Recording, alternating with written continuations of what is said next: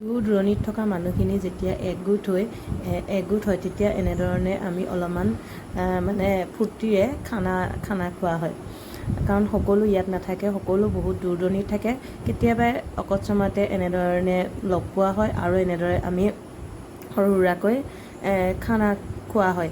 ইয়াত পিছে অন্য মানুহ বেলেগ কোনো নাই, চব আমাৰ ঘৰৰ মানুহখিনিয়ে অকণমান মানে ফূৰ্তি কৰিছে আৰু চবেই মিলি।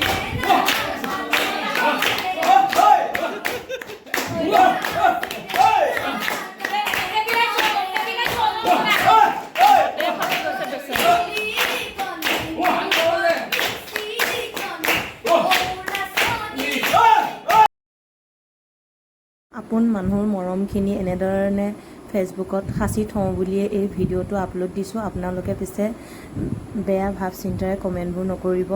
আমাৰ সকলো ঘৰৰ মানুহেই, কাৰণ বহু বছৰৰ মূৰত আমাৰ সকলোখিনি তেনেকুৱা ধৰণে মিল লগ পোৱা হয় আৰু সেইবাবে এনেদৰে কেতিয়াবা অকস্মাত মানে হৈ যায় খানা।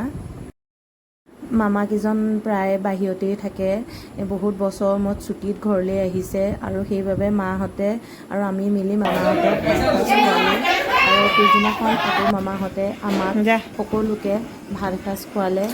আমাৰ মাহঁতৰ ঘৰতে মামাহঁতৰ ঘৰতে আমাৰ মানে খানা হৈছে, আৰু খানা বুলি নহয় আৰু মানে ভাত এসাঁজ সকলোৱে সকলোকে মৰমেৰে খুৱাইছে।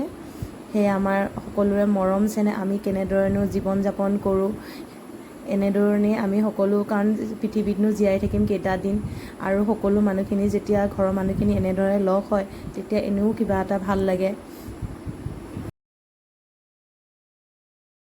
মাহঁতৰ মানে 11জন ককাই ভাই, আৰু সেই 11জন ককাই ভাই ভিতৰত ইয়াত কেইজনমানহে আছে, কাৰণ অকস্মাতে এনেধৰণে লগ হৈ এনেধৰণে সকলো যেতিয়া একেলগে বহি তেওঁলোকে খানা খাইছে, ফূৰ্তিত ক'ব নোৱাৰা হৈ গৈছে।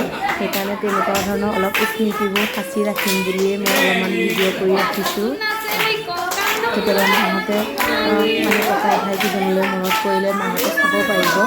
তেনেকুৱা ধৰণৰ স্মৃতিবোৰ পিছলৈ সাঁচি ৰাখোঁ বুলিয়ে এনেধৰণে ভিডিঅ' অলপ বনাই থ'লোঁ।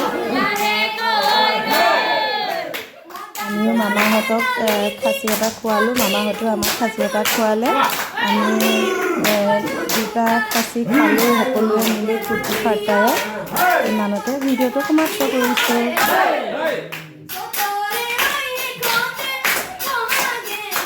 যদি চাই ভাল পায় লাইক কমেণ্ট শ্বেয়াৰ কৰিবলৈ নাপাহৰিব।